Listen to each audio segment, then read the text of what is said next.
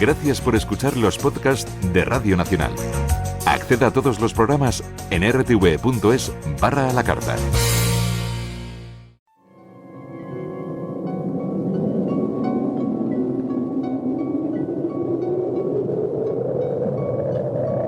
Solo cuando el túnel está en la más absoluta oscuridad es cuando puede volver otra vez la luz.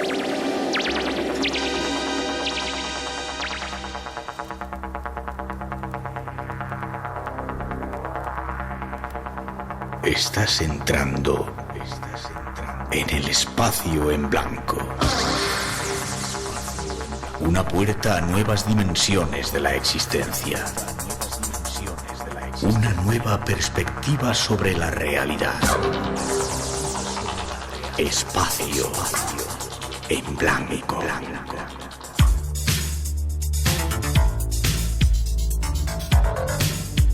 Una producción escrita y dirigida por Miguel Blanco.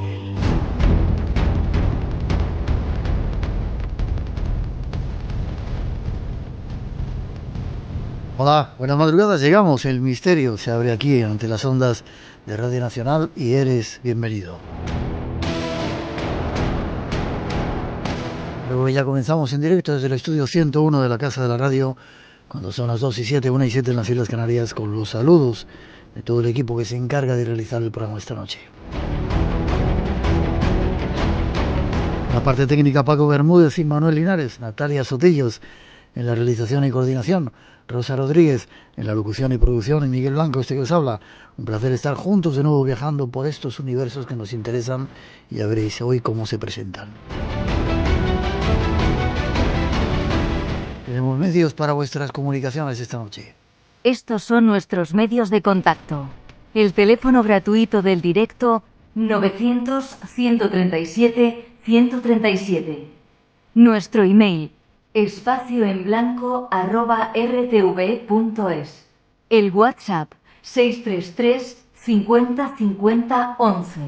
Y si deseas unirte a nosotros en las redes sociales, Facebook, Instagram y Twitter, teclea eBlanco Radio. Te esperamos. Conecta con nosotros. 3 compañeros se encargan de recibir vuestros mensajes. Ramón Álvarez, Antonio Baena y Juan Gómez en diferentes partes de España. Y como casi siempre, como últimamente hacemos, tenemos una pregunta en Twitter para una encuesta que vamos a realizar. Y es, ¿crees que los dioses, los antiguos dioses, visitaron la Tierra en el pasado? Y bueno, eran dioses y eran aliens. ¿Crees que los dioses, aliens, visitaron la Tierra en el pasado? Y ahí va un avance de lo que os hemos preparado esta noche.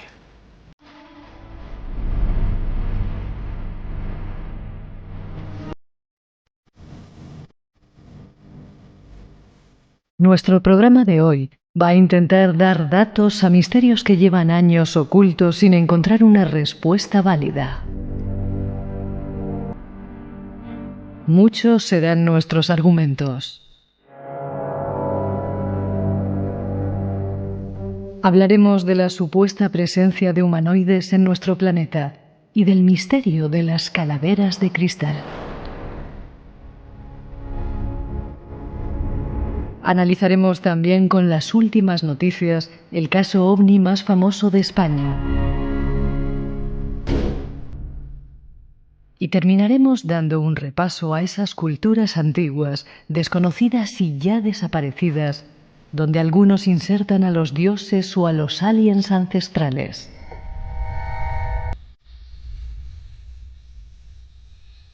Este es el recorrido que pensamos transitar esta noche. Un apasionante viaje lleno de enigmas al que te invitamos.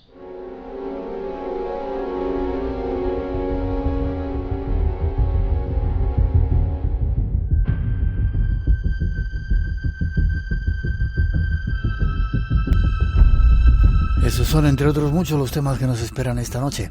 Y para tratar la primera parte nos vamos hasta, no sé si hasta Rasa o Barcelona, a conectar con nuestro primer invitado, Josep Guijarro Triadó. Buenas noches, Josep. Muy buenas noches, Miguel.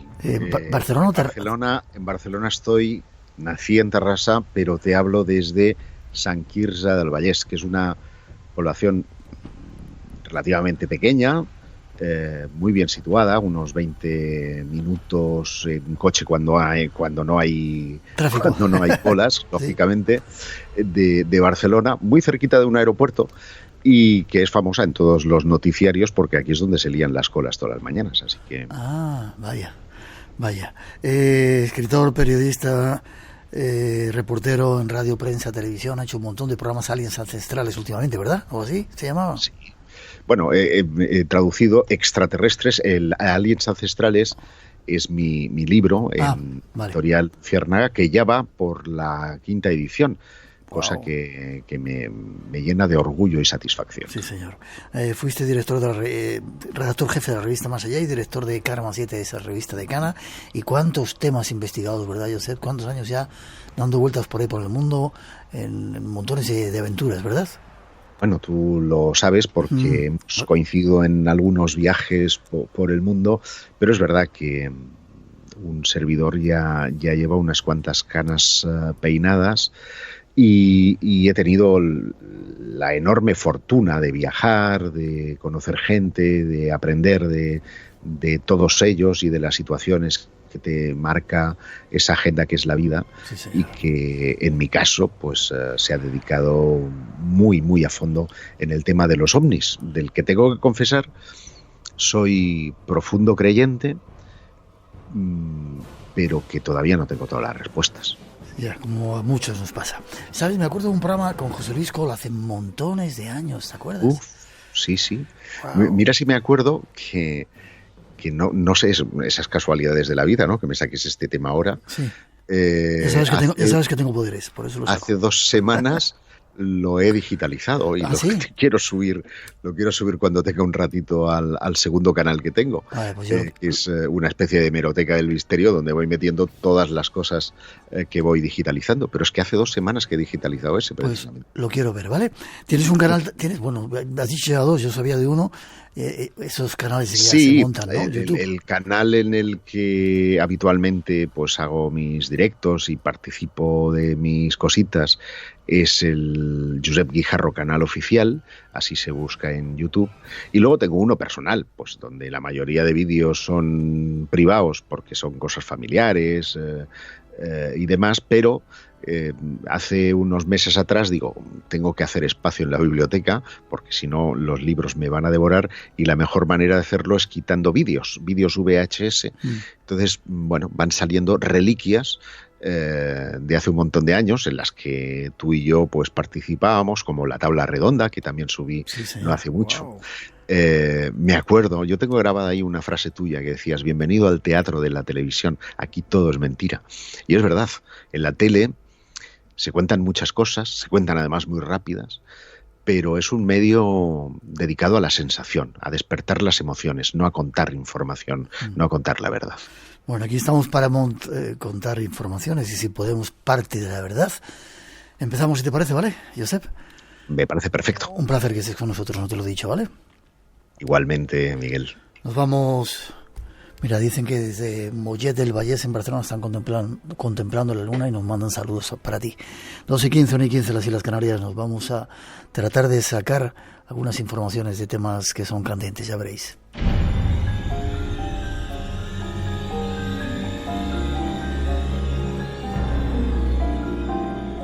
Vamos a dar un paso atrás en la historia de los ovnis. Detenemos el reloj en el día 11 de noviembre de 1979.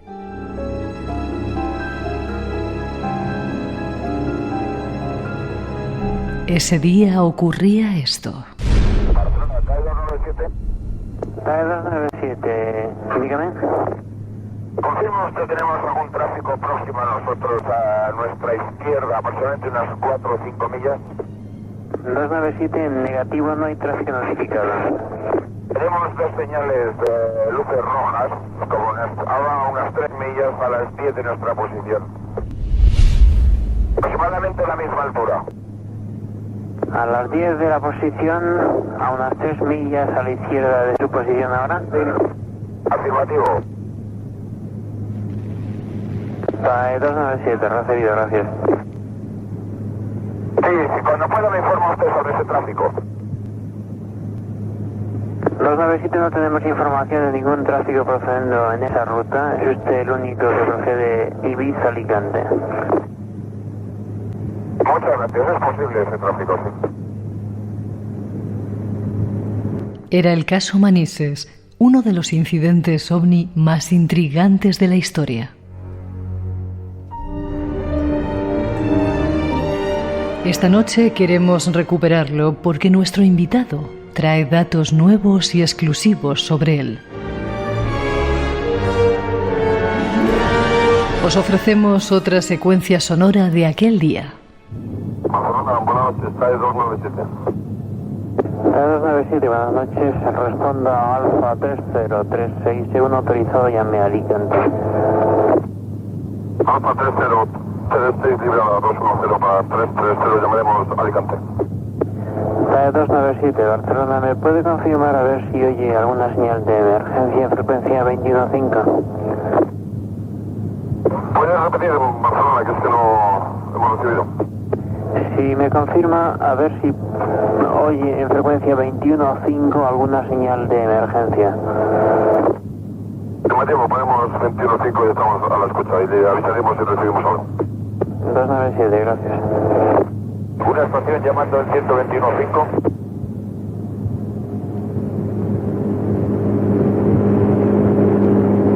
Afirmativo, alguna estación emitiendo en 121.5 al parecer en emergencia. ¿Me puede confirmar si la recibe? No, estoy llamando el 21.5 y no recibo, TAE. TAE 297, Barcelona. He recibido para TAE 297, afirmativo, recibimos una señal en 121.5, pero no se puede identificar. TAE 297, recibido, gracias, Barcelona. Se recibía una señal de emergencia. Una señal desconocida. Dejemos que nuestro invitado nos relate la historia. La que se montó aquella noche, Josep, ¿eh? Pues sí, lo decíais en la narración, uno de los casos más espectaculares de la ufología, no solo a nivel español, sino a nivel mundial. Habida cuenta de que era la primera vez que un avión de pasajeros tenía que desviarse de su ruta y aterrizar de emergencia a causa de que un no identificado estaba evolucionando, llegó a estar a menos de media milla náutica de distancia, y eso supone para los pilotos un riesgo de colisión inminente. De manera que, con el susto en el cuerpo, Lerdo de Tejada, en una decisión histórica, decidió abortar su plan de vuelo y desviarse hasta Manises, algo que le costaría muy caro a la compañía. Tú imagínate, ¿no?, el pollo que supone todo esto, y que habría un antes y un después para transportes y aéreos y enlaces, que era TAE, antes y después de aquel incidente. Se ha contado mucho sobre ello, hemos hecho muchos programas dando datos, pero tú has aportado, creo que también los tiene nuestro compañero David Cuevas, ya lo sacaremos en su momento, pero tú has aportado datos nuevos con un controlador, ¿verdad? Sí, porque en 1983 yo entonces estaba colaborando con una emisora ya desaparecida, que era Antena 3 Radio, y recibimos un sobre anónimo con unas grabaciones. Esas grabaciones son las que acabáis de escuchar, y habían sido enviadas por un controlador del Centro de Control de Vuelo de Barcelona, que no pude identificar hasta muchos años más tarde, ¿no? Y entonces finalmente se animó a hablar y a contarnos datos inéditos de aquella noche, y hacer reflexiones que nadie había realizado, como por ejemplo que los aviones de aquella época, 1977, no podían verter su combustible al mar, y que por consiguiente tenían que dar vueltas hasta quemar el combustible para no crear un conflicto de seguridad en el aeropuerto de Manises. Él iba para un vuelo largo. Recordemos que se dirigía a las Islas Canarias y por consiguiente estuvo más de una hora dando vueltas para quemar el combustible. ¿Qué ocurrió? Pues que los controladores durante esa hora, y es algo que se ha negado por activa y por pasiva, lograron percibir las maniobras de aquellos dos objetos o dos luces como objetos independientes, como dos, que se estaban moviendo por encima, por debajo y alrededor de aquel supercarabel de la compañía TAE. Y esto da una garantía de que esos objetos eran físicos y se encontraban en la vertical de Valencia y no, como han sugerido los ufólogos racionalistas, que eran los reflejos de unas chimeneas en escombreras. Ya te están saludando desde montones de lugares, desde Ecuador, Toledo, Canelones en Uruguay, Orlando en Florida. No te voy a dejar hablar mucho, ¿vale? Porque tenemos, gracias a ti, testimonio de ese controlador. Si lo quieres presentar, y vamos pasando algunos de los cortes para ir aclarando un poco la secuencia de este fenómeno. Mira, Pedro Luis Abelló, que es como se llama este controlador, estaba aquella noche en el Centro de Control de Vuelo de Barcelona. No es el que habla en las grabaciones, pero estaba ahí presente haciendo el seguimiento y fue quien pidió a los técnicos que activaran el radar de primario. Su testimonio, por lo tanto, es un testimonio técnico esencial para evaluar distintas cosas, y es que establecieron comunicación con Pegaso, que es el radar central de la defensa, en el que inicialmente se le comunican que habían una serie de ecos a unos 9.000 pies de altitud, y a partir de ahí operan, de manera que ese es Pedro Luis Abelló. Vale, si me permites vamos a pasar algunos de los cortes con lo que contaba que había ocurrido esa noche, ¿vale? Gracias a ti. Vamos con el primero. Hombre, como esta aventura, no, pero sí que en varias ocasiones hemos recibido comunicaciones de pilotos que tenían cerca objetos no identificados y que les daban un poco de apuro. Lo de Manises fue excepcional, por cuanto se pudo ver los objetos no identificados volando alrededor del carabel, y se les vio desde Valencia por el controlador que estaba en la torre trabajando, que vio cómo mientras el avión echaba el combustible al mar le iban dando vueltas. Esa es una parte que no se conoce, porque todo esto no salió de nosotros, sino que salió en un momento dado unas grabaciones y salieron unas cosas que no cogían toda la peripecia que hubo ese día, que fue una peripecia muy divertida. Una peripecia divertida, y lo dice un testigo de primera mano que estaba esa noche ahí, ¿verdad, Josep?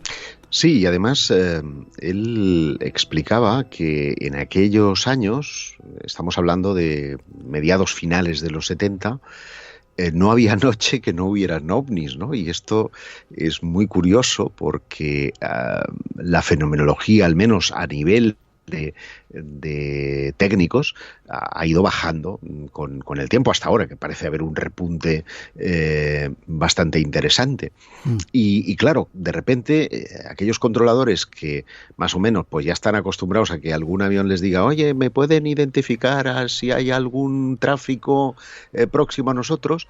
Se encuentran en esa situación. En una situación, además, permíteme que te adelante una cosa que venía dada por una situación de alerta. Y es que venían registrando varios aviones una emisión de emergencia en frecuencia 121.5. Es técnicamente un SOS. Lo que ocurre que es como un bip, ¿no? Una baliza pip, pip, pip, pip, que va dando una señal de peligro. Y claro, Lo que ocurre a continuación es que todos los vuelos y barcos, porque podría tratarse de una nave, de un bote, de un velero, yo qué sé, de cualquier barco, apagan luces para ver si visualmente son capaces de distinguir algún tipo de nave en emergencia. Y es en ese minuto cuando Lerdo de Tejada, al apagar las luces de la cabina, prestan atención al firmamento, reparan en la presencia de los no identificados. De manera que si esa baliza no se hubiera escuchado, muy probablemente la historia hubiera sido otra. Vale, seguimos con parte de esa historia contada por ese protagonista. Creo que había incluso hasta portaaviones o algo. Vamos a escucharle. No había nada. Era una noche muy tranquila y había solamente este tráfico y alrededor. Y lo que se movía alrededor del Caravelle no era avión, no eran aviones. Eso no era lo habitual. Se movía de una forma que sobrepasaba la velocidad del Caravelle como quería. Le estaban dando vueltas, le adelantaban, se quedaban a un lado, se paraban. O sea, eso no era. Yo he visto guerra electrónica en el radar, en algunas ocasiones que se ha hecho y no tiene nada que ver. La guerra electrónica es de otra manera. De alguna manera estas afirmaciones aclaran esas dudas que tenían algunos críticos con respecto a este caso, ¿verdad, Josep?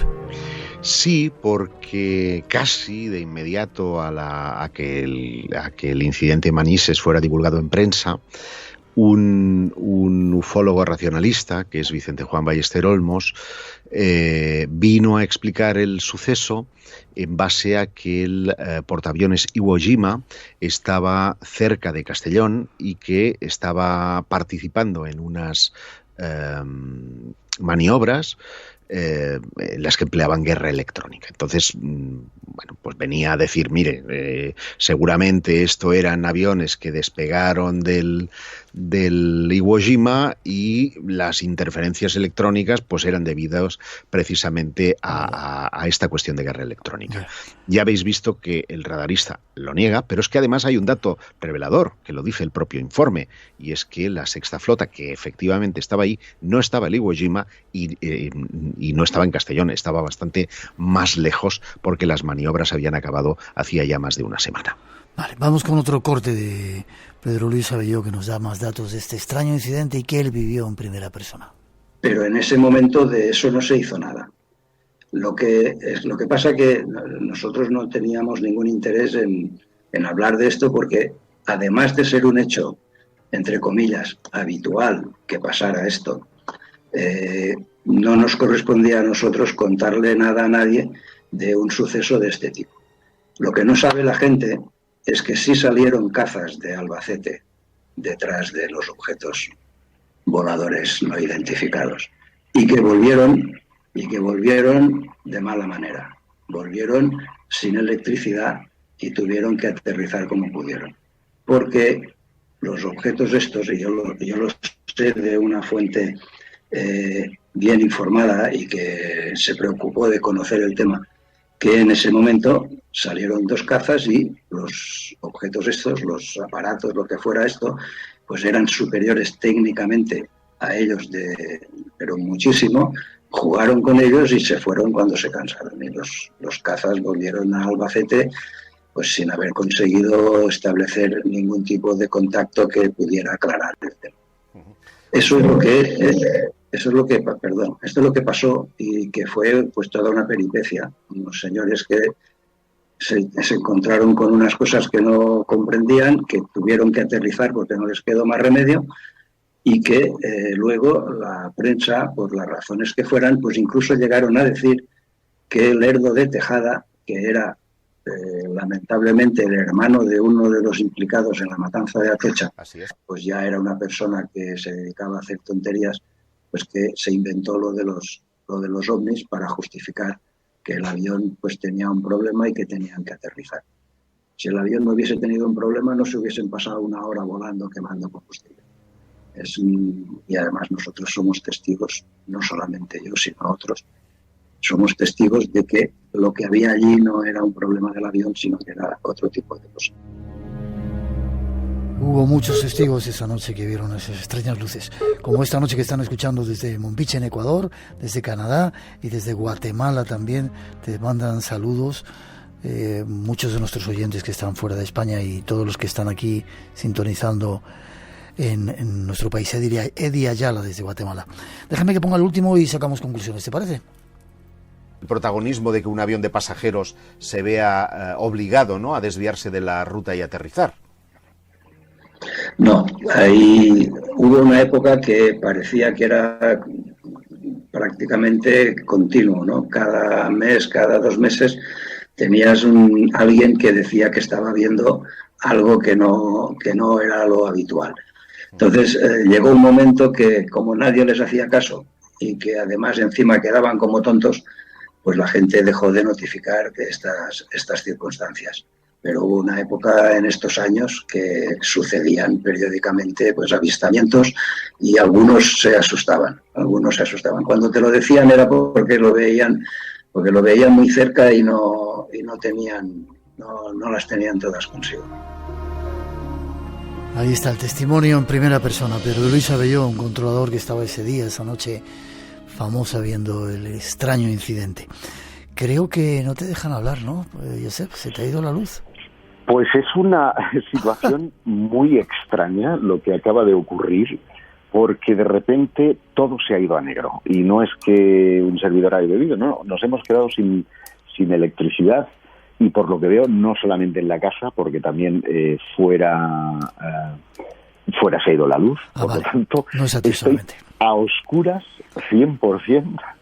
Hablando contigo, a ciegas, absolutamente. Así le damos más misterio. 2:32, 1:32 en las Islas Canarias. Dejamos el caso de Manises como uno de los más importantes que ha ocurrido, como decías, en la historia de los ovnis. Decía Pedro Luis Abelló que no solamente era la única vez que veían ese ovni, sino que ya estaban más o menos acostumbrados y que ya los pilotos no lo contaban. Pero bueno, habrá más sorpresas. Vamos con más temas, ¿te parece? Me parece perfecto. Pues vamos con la segunda introducción, que nos va a dar un nuevo capítulo de esta extraña historia que queremos hoy contar con Josep Guijarro, metido a oscuras ahí sin luz en su casa. Mira, acaba de venir la luz. Vale. Radio Nacional de España. Somos tu radio. Somos literatura, cine, teatro, arte, música. Somos cultura. Somos digitales, creativos, originales, cercanos. Somos innovación. Somos credibilidad, confianza, diversidad, igualdad. Somos información. Radio Nacional de España. Somos tu radio. Y recuerda, gente despierta, de lunes a jueves a las 11:30 de la noche. Radio Nacional de España.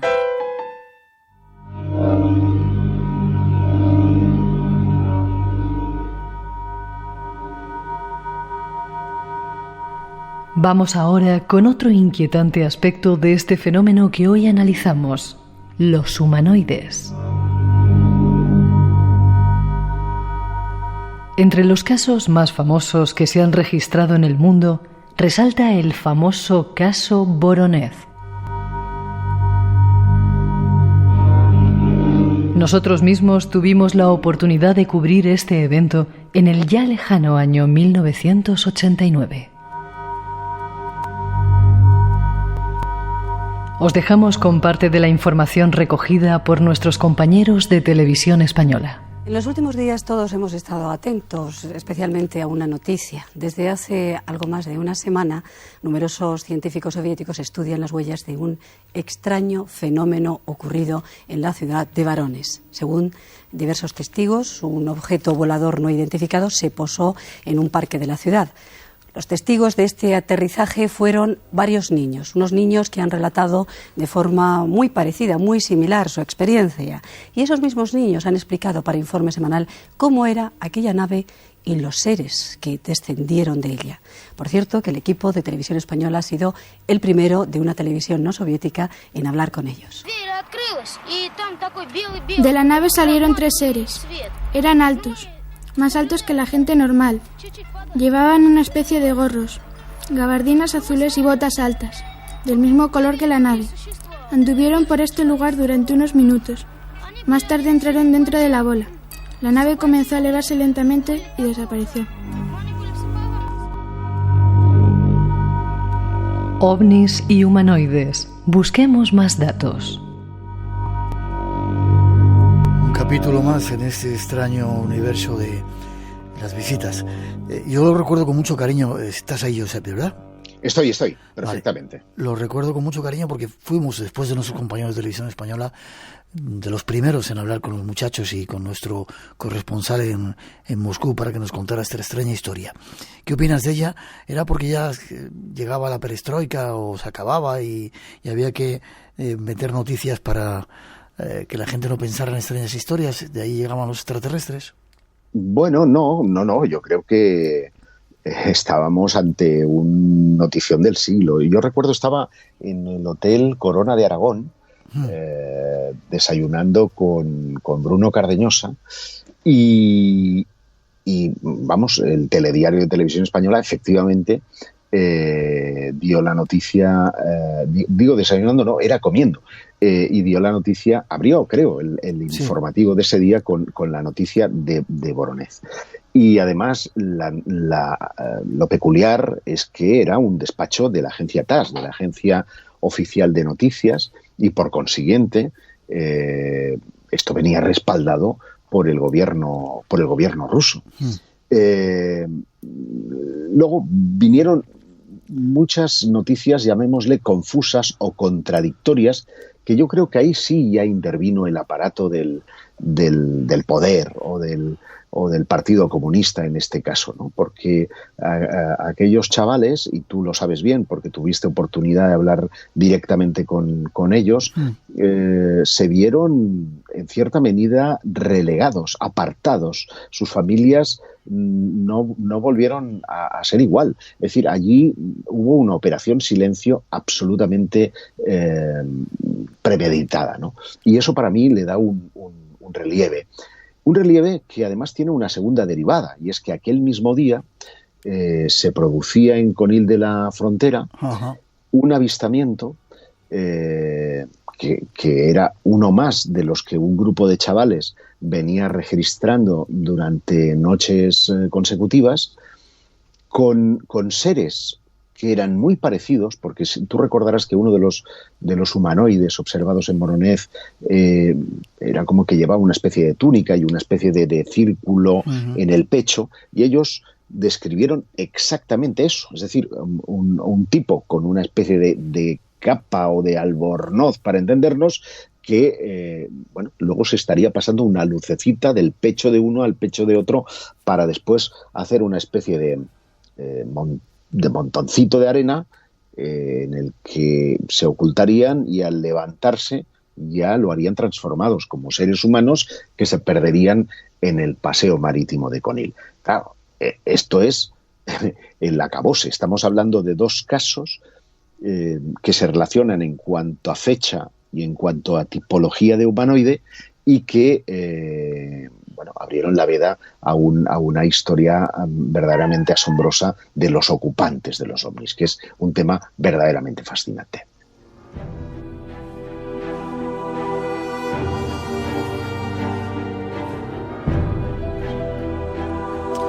Te saludan desde donde mandamos señales desde la Tierra a los extraterrestres, Arecibo en Puerto Rico y desde Tucumán en Argentina. Ha habido muchos más casos de humanoides, ¿verdad? De esa gente que, como tú decías, tripulaban esos supuestos ovnis, ¿no? Luego hablaremos de gigantes. Están preguntando por los Anunnakis. Tranquilos, que todo eso lo vamos a tratar, o vamos a intentar tratarlo luego con nuestro invitado. Pero hubo más casos de humanoides en ese tiempo, ¿verdad? Hubo muchos, se han producido muchos casos. Hay un catálogo de Pereira que tiene más de 300 individuos distintos, es decir, de formas humanoides distintas. Y esto a mí me lleva a la reflexión de que o bien somos una especie de zoológico cósmico en el que todo el mundo viene a vernos, como la película de, ¿verdad? Esa escena del bar en la Guerra de las Galaxias. Sí, efectivamente. Sí. O necesariamente esto es un fenómeno que quiere aparentar eso, o quiere aparentar distinción cuando a lo mejor no lo es. Y quien está, digamos, manipulando nuestro cerebro para que veamos a esos humanoides, al fenómeno como tal, sea el propio fenómeno, que es una de las ideas aportadas, por ejemplo, por José Antonio Caravaca en su libro Distorsión, ¿no? En su famosa teoría de la distorsión. Yo estoy solamente parcialmente de acuerdo con esa historia, porque las distorsiones no dejan huellas, no son captadas por radares, no son fotografiables, eso lo hacen los objetos físicos, lo hacen las naves, y es evidente que hay muchos casos que dejan clara la materialidad del fenómeno ovni, ¿no? Te preguntaban también qué opinabas sobre el libro de Miguel Pedrero, que decía que gran parte o muchos de estos fenómenos era la conciencia global la que lo producía.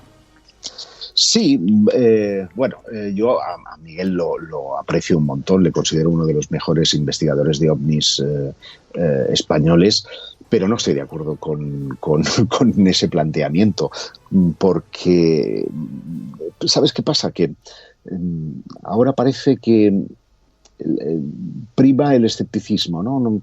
No es moderno. Sí, no se lleva bien. Creer pero vamos a ver, si es que hay, utilizando la navaja de Occam, es tan improbable que sea extraterrestre como que sean de universos paralelos, como que esto sea una conciencia global. Hombre, si tenemos que remitirnos a las pruebas, la hipótesis que parece concordar mejor con todo es la hipótesis de los extraterrestres.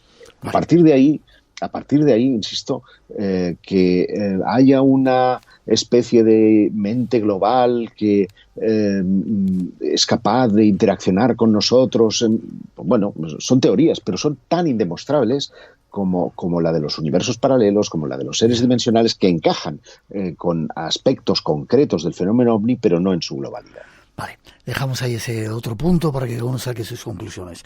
2:43, 1:43 en las Islas Canarias. Damos un pasito más en otra historia que tiene que ver con todo ello.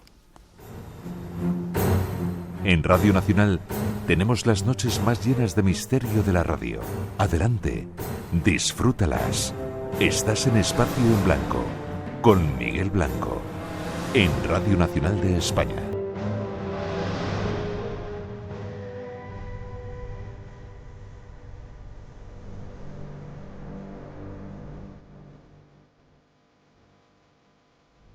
Seguimos investigando este extraño tema. Le toca el turno a otro misterio, las calaveras de cristal. En 1924, el aventurero británico Frederick Mitchell Hedge fue en busca de tesoros mayas en el pequeño país de Belice, en Centroamérica. Lo que descubrió es considerado por algunos como el vestigio arqueológico más importante que se haya encontrado. Una calavera humana, perfectamente tallada en cristal. Esculpida con impecable precisión, esta pieza de 2000 años ha desconcertado a los científicos. Muchos creen que la tecnología que la creó no podría haber existido en tiempos antiguos o incluso modernos. Entonces, ¿qué es? ¿Y de dónde viene? Sorprendentemente, la respuesta podría estar en una antigua leyenda maya que habla no de una, sino de 13 calaveras de cristal que tienen poderes extraordinarios.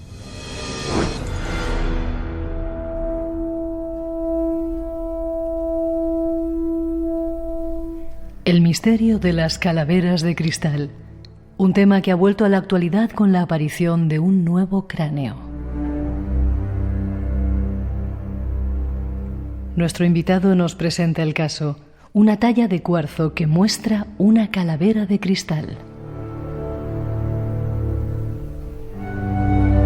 Un cráneo diferente, de aspecto extraterrestre.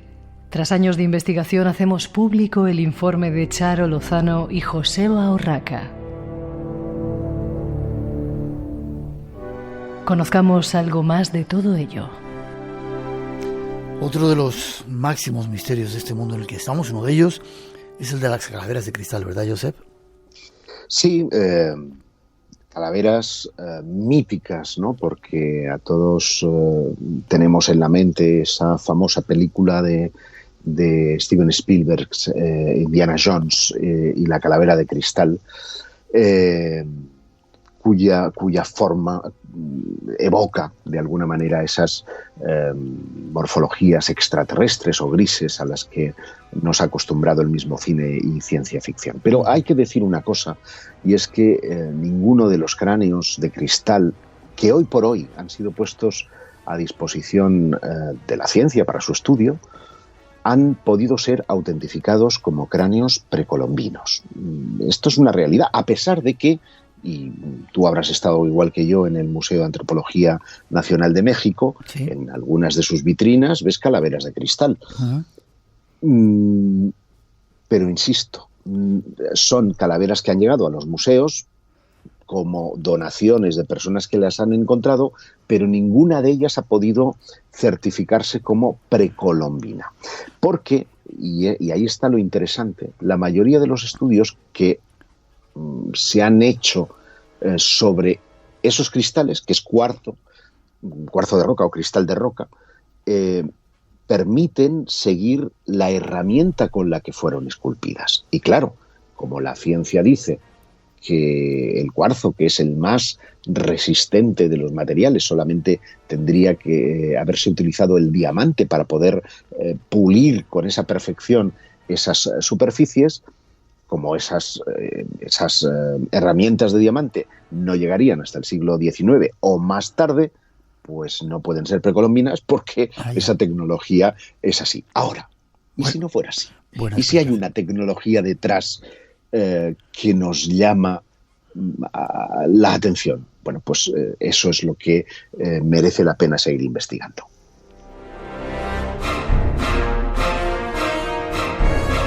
Te mandaré una foto del cráneo de cristal que yo tengo para que lo investigues, ¿vale?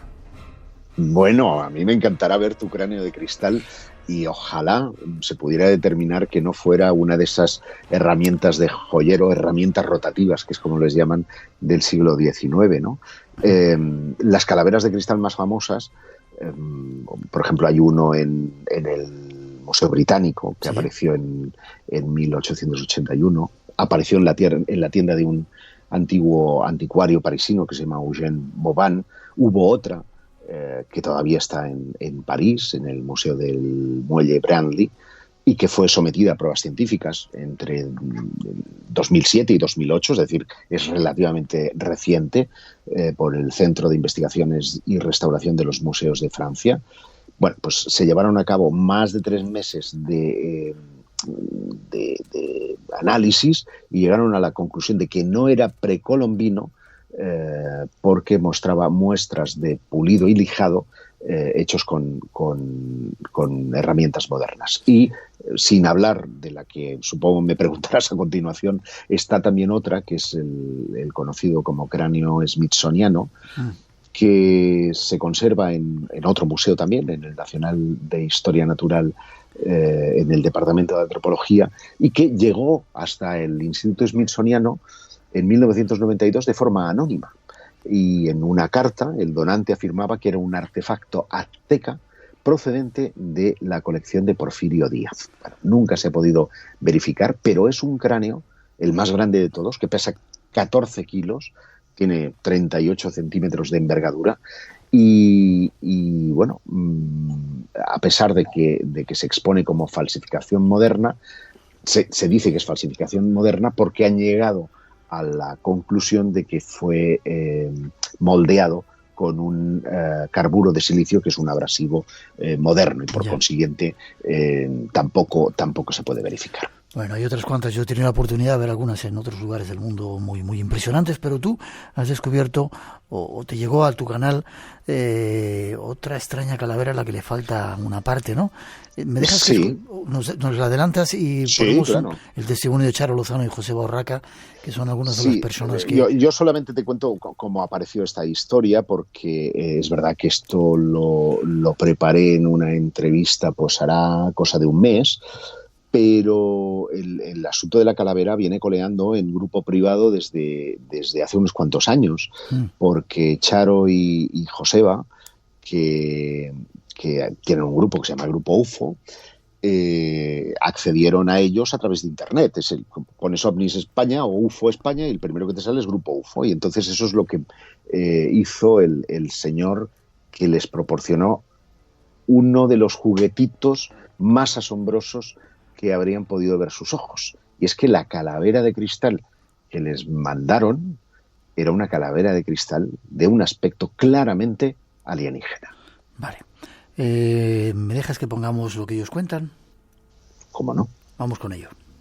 Esto apareció en una tienda donde compraban morralla. Morralla son los trozos de desecho de materiales, de esmeraldas, cuarzos, piritas. Sí, posiblemente venga de una excavación de un cuáquero que se llevó unas piezas y, por supuesto, no dijo el origen de esta excavación.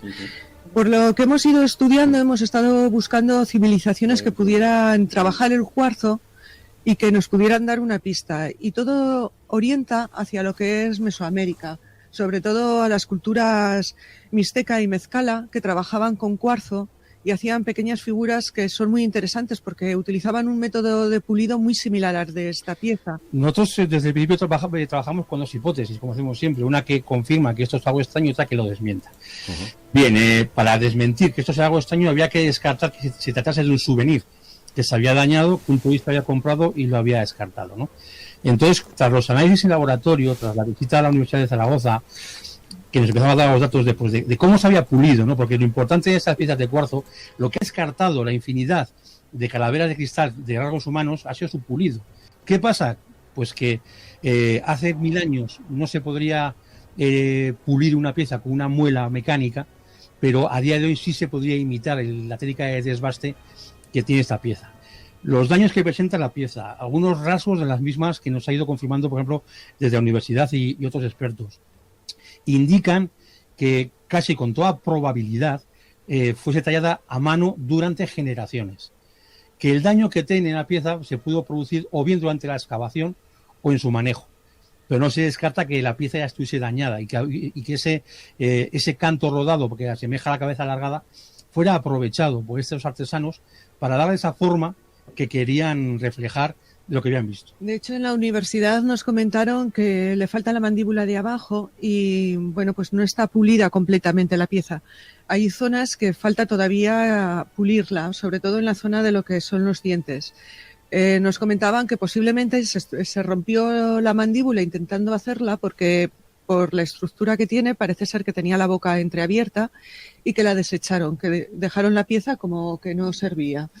Y algo muy importante que tiene esta pieza, que no tienen muchas de ellas, tiene un taladro vertical justo debajo del maxilar que, según arqueólogos de la universidad, podría indicar que o bien estuviese sobre una especie de pedestal o formase parte de un cetro ceremonial o de un bastón de mando o, como yo en principio pensaba, del mango de un paraguas. Espacio en blanco. Creamos universos sonoros para viajar y soñar hacia el más allá. Con Miguel Blanco, en Radio Nacional de España. Y esta noche con Josep Guijarro hablando de calaveras de cristal. Qué tema más increíble y extraño y misterioso. Y déjame que te interrumpa, porque el comentario final de Joseba, que es graciosísimo, ¿no? Paraguas, que pudiera ser un paraguas, porque efectivamente hay en la parte inferior un círculo, ¿no? Que, bueno, tú dices, esto debía de ir algo, algo se metía ahí dentro y debía ser utilizado como cabezal, pero no había rosca, por lo tanto no era una cosa moderna, ¿no? Y hay que hacer algunas o ampliar algunas de las cosas que decía también Charo, y es que las culturas mixteca y mezcala se caracterizaron efectivamente por el moldeado de piezas en cuarzo, a las que le daban un uso ritual de una técnica llamada o conocida como hialoscopia, que es ver a través de los cristales. Es decir, que aquello debía de ser utilizado como oráculo, como forma de ver el futuro, de entrar en un trance, en un estado alterado de conciencia gracias a la observación del cristal. Es algo que siguen haciendo hoy día las pitonisas que leen bolas de cristal, ¿verdad? Meterse o digamos, alterar su estado de conciencia, meterse en el cristal para, a través de eso, entrar en ese estado alterado que le permite el contacto con otros planos de la realidad. Un extraño misterio de las calaveras de cristal. Te saludan desde Cumbayá, en Ecuador, y desde las Islas Galápagos. Y Gonzalo, una persona con la que hemos viajado alguna vez, nos manda una foto, lo pudimos ver cuando estuvimos allí en Galápagos, de un extraño cráneo también gigantesco en piedra, que no está para nada sin investigar. Hay un canal, el Trisub Hill, por si queréis ver también ese tipo de fotografías. Extraño la cantidad de cosas que nos quedan por descubrir, ¿verdad, Josep? Nos queda mucho. Yo creo que, además, lo que está sucediendo hoy día es que muchas de estas cosas que quedaron colgadas en los 70, en los 80, hoy día tienen unas nuevas interpretaciones gracias a las nuevas técnicas que tanto la arqueología como la metalurgia como la mineralogía puede aportar, y por lo tanto nos pueden ayudar a discernir realmente qué hay de real y qué hay de falso dentro de todas estas historias. Hombre, nos queda digamos, el corazón en un puño de la más famosa de todas, que es el cráneo de Huchet-Heitz, ¿no? Que bueno, es ese cráneo que tiene unos 13 centímetros por 18 de longitud y unos 13 de anchos, que también tiene, igual que esta de Charo y Joseba, la mandíbula separada, que fue analizada por un restaurador independiente, como es Frank Dorland, que dijo que tenía una antigüedad de 12.000 años, pero lamentablemente esa calavera, que supuestamente habría sido encontrada bajo un altar semiderruido en el interior de un templo en Lubatum, en Honduras Británica, muy conocida como Belize. 30 segunditos te doy, ¿eh? Pues nunca se ha puesto a disposición de la ciencia. Anna Heitz es quien la custodia y quien hoy por hoy no la deja a nadie. Vale, yo te paso la mía para que la investigues si quieres, ¿vale? Será un placer. Te quedas un ratito para hablar de los dioses y los aliens ancestrales, ¿te parece? Perfecto.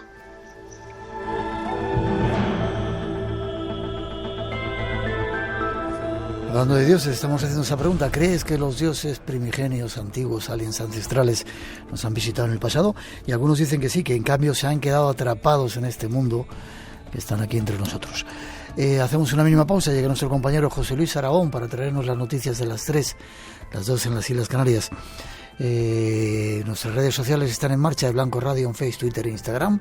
633 50 50 11, nuestro número de WhatsApp, por si queréis intervenir. Hay premios en ellas, y si esperáis un poquito, llegan los aliens ancestrales y un montón más de historias en esta segunda apasionante hora del Espacio en Blanco aquí en Radio Nacional. Enseguida regresamos.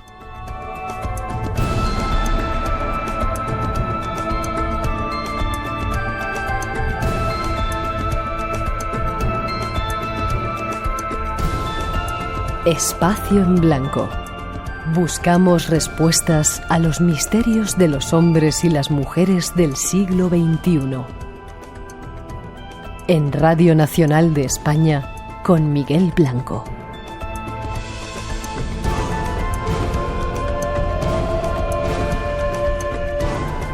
Espacio en Blanco.